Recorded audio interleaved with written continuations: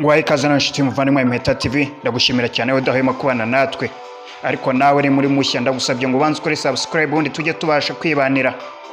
Mu busanzwe ku mugabo cyangwa umugore gukora imibonano mpuzabitsina ni byiza kuko bifite akamaro ku buzima, ariko iyo bikozwe nabi ku rugero rukabije cyangwa se kuyikora n'abantu batandukanye byanga bikunda bigira ingaruka ku buzima. Ubushakashatsi bwakoze bwerekanye neza ko gukora imibonano mpuzabitsina ku kigero gikabije bishobora guteza nyir'ubwite ibibazo. Zimwe mu ngaruka zigera kuri 5 zishobora gushyikiraho gukora imibonano mpuzabitsina ku kigero cyo hejuru kiri hagati n'ibuza y'inshuro 5 n'10 ku munsi. Ndaje tuzirebere hamwe, bana natwe tugerane ku musozo.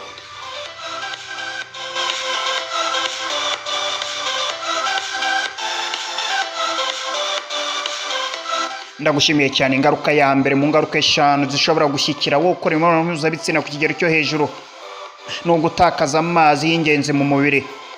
Abahanga bemeza ko gukora imibonano mpuzabitsina cyane nko hagati y'inshuro 5 n'10 ku munsi bitera gutakaza amazi afitiye akamaro umubiri, bikaba byagutera ingaruka zo guhinduka kw'ibara ry'uruhu rwawe. Abahanga bemeza ko ibi byakubaho cyane mu gihe ukora imibonano mpuzabitsina wanyweye inzoga nyinshi cyangwa ukaba wakoresha ibindi biyobyabwenge.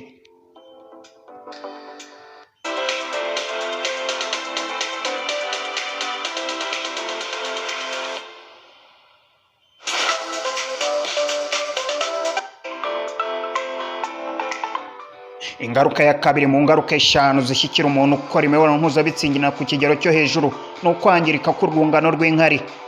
Niba ukunda gukora imibonano mpuzabitsina cyane bizakugiraho ingaruka waba uri umugabo cyangwa uri umugore. Aha twavuga nko kugabanuka kw'inkari nyayo y'inkari wakabaye isohora mu mubiri. Uko zigenda zisigara mu mubiri kandi zakabaye zasohotse bitera kwangirika kw'impyiko. Ubishobora kubyirinda unywa amazi menshi kandi ukabanza kwiherera mbere y'uko utera akabariro.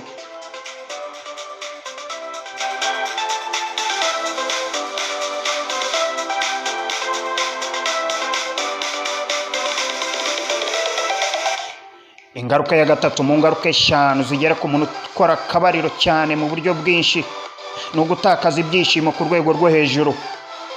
Ni ibintu bigoranye cyane ko umugabo yakongera kugira ibyishimo ku rwego rwo hejuru cyangwa kuryoherwa ku kigero nk'icyari gisanzwe mbere y'uko akora imibonano mpuzabitsina cyane.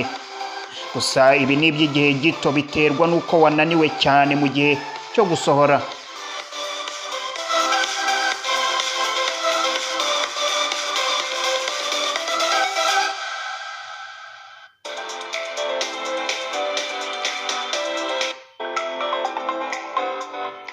Ingaruka ya 4 mu ngaruka zishobora gushyikira umuntu ukora imibonano mpuzabitsina cyane no kugira ubuhumyi cyangwa se kutabona.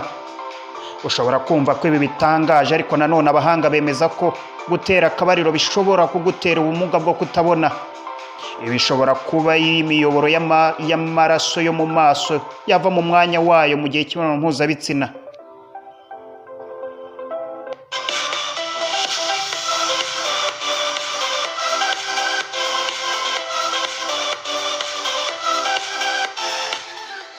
Ingaruka ya 5 ku bantu batera akabariro cyane bishobora kugutera kutabyara, cyane cyane ku bagabo bitewe n'uko intanga zabo ziba zikeneye gukura.